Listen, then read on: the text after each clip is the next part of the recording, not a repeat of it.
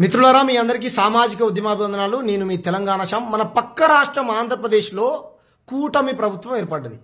ఎవరెవరయ్యా ఈ ప్రభుత్వాన్ని ఏర్పాటు చేసింది అని అంటే, హిందువులకు ఠేకేదార్ 56 ఇంచుల షాది పైల్వాన్ పాకిస్తాన్ మీద యుద్ధాన్ని ఆపిన చూసినవా? ఆ పైల్వాన్ నరేంద్ర మోడీ 40 ఏండ్ల అనుభవం కలిగినటువంటి చంద్రబాబు నాయుడు పిచ్చోన్లాగా ప్రవర్తించే పవన్ కళ్యాణ్, ఒక సిద్ధాంతం ఐడియాలజీ ఏమీ లేనటువంటి ఒక నిరక్షరాశి పవన్ కళ్యాణ్. వీళ్ళు ముగ్గురు కలిసి ఒక ప్రభుత్వాన్ని ఏర్పాటు చేశారు. దాని పేరే అందమైన కూటమి ప్రభుత్వం. ఆ అందమైన కూటమి ప్రభుత్వంలో దళితులకు, గిరిజనులకు, ఆదివాసులకు, మైనార్టీలకు, బీసీలకు, ఒక మాటలో చెప్పాలంటే చంద్రబాబు నాయుడు కులస్తులకు, పవన్ కళ్యాణ్ కులస్తులకు తప్ప ఇంకెవ్వరికి రక్షణ లేకుండా పోయింది. వాళ్ళ కులస్తులకు కూడా వాళ్ళ పార్టీలో ఉన్న వాళ్ళకే రక్షణ ఉండదు, మిగతా పార్టీలో ఉన్న వాళ్ళకు రక్షణ లేకుండా పోయింది. ఇంత దుర్మార్గం మనం చూసాం. నిన్నగాక మొన్న పిఠాపురంలో దళితులని మొత్తం గ్రామ బహిష్కరణ చేశారు, గ్రామం నుంచి వెలివేశారు. పాలు అమ్మకుండా, పూలు అమ్మకుండా, పండ్లు అమ్మకుండా, నీళ్ళు అమ్మకుండా, టిఫిన్స్ అమ్మకుండా, ఏమనుకుండా ఒక వెలివేశారు. చంద్రబాబు నాయుడు, పవన్ కళ్యాణ్ దాని మీద మాట్లాడలే. మళ్ళీ వీరి నెలకాలు ఉన్నది ఎవరంటే పైల్వాన్, 56 ఇంచుల షాది పైల్వాన్ నరేంద్ర మోడీ పాకిస్తాన్ మీద యుద్ధాన్ని ఆపిన చూసినావా? మన భారత జవాన్లను చంపితే ట్రంప్ గారి సంకనాకి యుద్ధాన్ని ఆపిన చూసినావా? ఇగో ఆయన డైరెక్షన్లో పనిచేస్తారు వీళ్ళందరూ. మళ్ళీ ఈయనకు 40 ఏళ్ళ అనుభవం. ఎవరికి? చంద్రబాబు నాయుడుకు. ఎన్ని దుర్మార్గాలు! కుప్పంలో చంద్రబాబు నాయుడు సొంత జిల్లా కుప్పం మండలం నారాయణపురం గ్రామంలో శిరీష అనేటువంటి మహిళని చెట్టు కట్టేసి అతి దారుణంగా కొడుతున్నారండి. ఏంది ఆమె చేసిన పాపం అంటే, వాళ్ళ భర్త తిమ్మరాయప్ప అదే గ్రామానికి చెందినటువంటి మునికన్నప్ప దగ్గర 80,000 రూపాయలు అప్పు చేశాడంట. అప్పు చేసినప్పుడు తిరిగి ఇచ్చేయాల్సిందే, ఎవరు కూడా దానికి కాదనరు. అరే ఇంత దుర్మార్గంగా అప్పిస్తావా అయ్యవా? మా వెనకాల చంద్రబాబు నాయుడు ఉన్నాడు, నువ్వు ఎవరిని చెప్పుకుంటో చెప్పుకోపో. మా వెనకాల నరేంద్ర మోడీ ఉన్నాడు, నువ్వు ఏం పిక్కుంటావు పిక్కోపో అని వాడు అప్పు కట్టలేక భార్యను కూడా వదిలేసి వెళ్ళిపోయాడు. సరే ఓకే, పక్కన పెడదాం. కూలో నాలో చేసుకొని పిల్లల్ని చదివించుకొని మీ అప్పు తీరుస్తుంది కదా. ఇంత దారుణంగా చెట్టు కట్టేసి కొట్టడమే కాకుండా వీడియోని తీసి చంటి పిల్లోడండి అమ్మా అని అరుస్తుంటే ఇంకా చూసిన వాళ్ళందరికీ కళ్ళ నుంచి నీళ్ళు గారినాయి. మరి చంద్రబాబు నాయుడుకి ఏమనిపించిందో తెలియదు. ప్రజల నుంచి వ్యతిరేకం వస్తే అప్పటికప్పుడే ఫోన్ చేసి ఈయన నరేంద్ర మోడీ కంటే గొప్పగా ఫోటోలు దిగడంలో, యాక్టింగ్ చేయడంలో నెంబర్ 1 ఈయన. అప్పటికి 5 లక్షల రూపాయలు దాని దెబ్బలు తిన్నందుకు ఇస్తారంట. ఇటువంటి అమానుషమైనటువంటి ఘటన నా హృదయాన్ని చాలా కలిచివేసింది అని ఫోన్లో మాట్లాడతారు. మమ్మల్ని కొట్టుడు 5 లక్షలు ఇచ్చుడు, మమ్మల్ని చంపుడు 1 కోటి రూపాయలు ఇచ్చుడు, మమ్మల్ని చంపుడు వీజుడు. అరే మిమ్మల్ని ఏమనాలరా? మిమ్మల్ని ఏమనాలి? అదే చంద్రబాబు నాయుడు కుప్పంలో ఎమ్మెల్యేగా ఉన్నటువంటి కుప్పంలో పసిపిల్లని రేప్ చేశారు టీడీపీ కార్యకర్తలు. ఇక జనసేన గూండాలకైతే అదుపు లేకుండా పోయింది. సనాతన ధర్మం ఇది నేర్పియలేదా రే? మీరు సనాతన ధర్మాన్ని అడ్డం పెట్టుకొని ఏపీని మరో యూపీ లాగా చేసి పనికి మాలినటువంటి ఎక్కడో గుజరాత్ పార్టీలను ఇక్కడ పెంచి పోషిస్తా అంటే గుజరాత్ సన్నాసులు చెప్పేటువంటి మాటలని మా పైన దాడులు చేస్తారా? గత ప్రభుత్వాలు అంతే, ఇప్పుడున్న ప్రభుత్వం అంతే. చంద్రబాబు నాయుడు నువ్వు గనక రాజీనామా చేయకపోతే నీ పిచ్చోనికి చెప్పు, ఆ పిచ్చోడు పవన్ కళ్యాణ్కి చెప్పు, పిచ్చోనికి పిచ్చోన్లా ప్రవర్తిస్తాడు దేశభక్తుడు. షీస్ ఏం సీజా నీ పిచ్చోన్లా ప్రవర్తిస్తావు? ఏ సినిమా హీరో అనుకుంటున్నావా? రాజకీయం అంటే ప్రజాసేవ చేయి. ప్రజలు అధికారాన్ని ఇచ్చారు నీకు. మీ అన్న కాంగ్రెస్ సంఖ నాకిండు, ప్రజారాజ్యం పార్టీ పెట్టి, నువ్వు జనసేన పార్టీ పెట్టి మోడీ సంఖ నాకుతున్నావు. మీరా ప్రజాప్రతినిధులు? మళ్ళీ మీకు విలువలు ఉన్నాయి, మీకు సిద్ధాంతాలు ఉన్నాయి, మీరు దేశభక్తులు, మీరు సనాతన రక్షకులు. ఏదిరా సనాతన రక్షకులు? ఇన్ని దాడులు ఎందుకు చేస్తారా వెదవల్లారా? ఇన్ని దాడులు చేస్తుంటే ఎందుకు ఖండించాడు పవన్ కళ్యాణ్? ఎందుకు పోడు పిఠాపురం? ఫోన్లో మాట్లాడటానికే చేతన అవుతుందా చంద్రబాబు నాయుడుకు? పో గ్రామానికి పో, ఆ నారాయణపురం గ్రామానికి పో. మొన్న 4 ఏళ్ల పాపని పసి గుడ్డుని రేప్ చేశారు, పోండి. ఎందుకు పోరు మీ ప్రజాప్రతినిధులు? అంటే వీళ్ళ తరపున ఎవరు మాట్లాడటం లేరు. ఖబర్దార్, చంద్రబాబు నాయుడు కరెంటు ఛార్జీలు తగ్గించమని ప్రజలందరూ పోరాటం చేస్తుంటే నువ్వు బాలస్వామి, విష్ణువర్ధన్ వీళ్ళని ఏ విధంగా బషీర్బాగ్ కాల్పులు చేసి చంపించినవో, గుర్రాలు ఎక్కించినవో, తుపాకులతో కాల్చి చంపించినవో, అప్పుడే నీ ప్రభుత్వం కూలిపోయింది.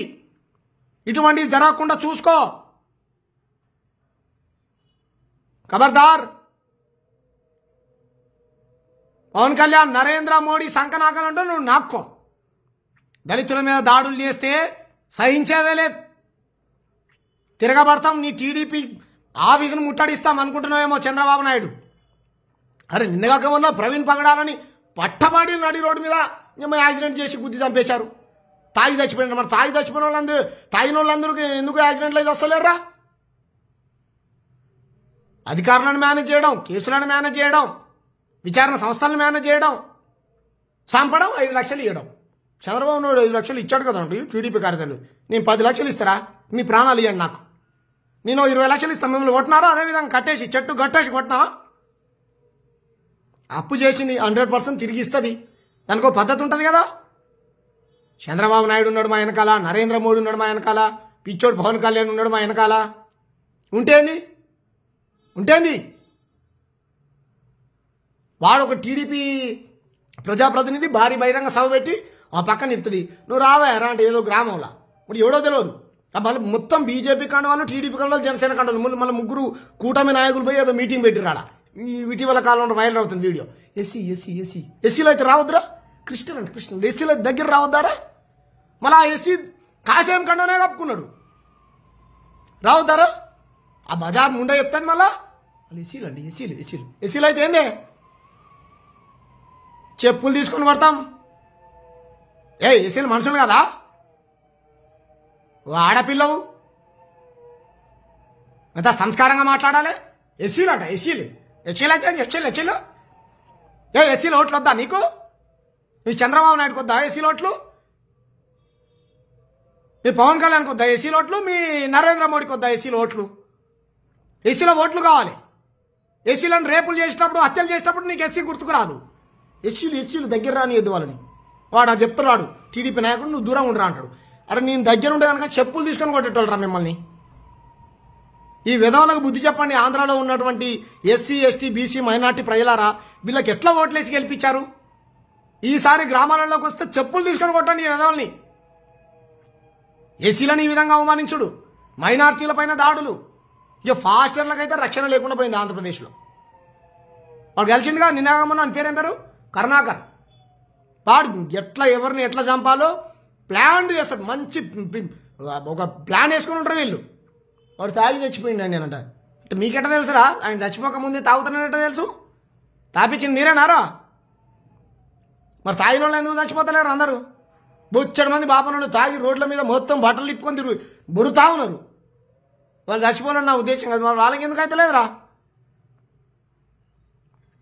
ప్రవీణ్ పగడాల హత్య, పిఠాపురంలో దారుణం, చంద్రబాబు నాయుడు 40 ఏళ్ళ అనుభవజ్ఞుడు, హైదరాబాద్ ఇంత డెవలప్ చేసినా అంత డెవలప్ చేసినా అనే తెలంగాణ ద్రోహి చంద్రబాబు నాయుడు. నాకు కన్ను ఆంధ్ర అయితే ఇంకో కన్ను తెలంగాణ అన్న చంద్రబాబు నాయుడు. దళితులు ఏ కన్నులు నీకు మరి చెప్పు? పెద్ద దళితుడు అయితే అన్నావు కదా నువ్వు చంద్రబాబు నాయుడు. నేను నరేంద్ర మోడీ దళితులను కొట్టకండి, నన్ను కొట్టండి, మీకు అంత కొట్టాలనిపిస్తే నన్ను కొట్టండి, కానీ దళితుల మీద చేయి చేయకండి అంటాడు. మీకు చేతనైతే పోయి నరేంద్ర మోడీని కొట్టకపోండి పోని. దళితులు ఏం చేశారా? 80,000 అప్పున్నందుకు కొట్టారా? రైట్ కొట్టారు. ఈ విజయ్ మాల్యా, నీరవ్ మోడీ కోట్ల రూపాయలు దొబ్బేసి విదేశాలకు దొబ్బేశారు కదా, వాళ్ళని కూడా ఈ నరేంద్ర మోడీ ప్రభుత్వాన్ని తీసుకొచ్చి ఓ చెట్టుకో స్తంభానికో తీసుకొచ్చి కట్టేసి కొడతారా?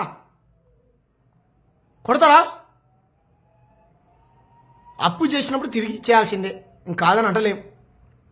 ఇవాళ వెనక ముందు అయితే రా అడిగి తీసుకోండి పద్ధతిగా, లేకపోతే లీగల్గా పోలీస్ స్టేషన్స్ ఉన్నాయి, పోండి.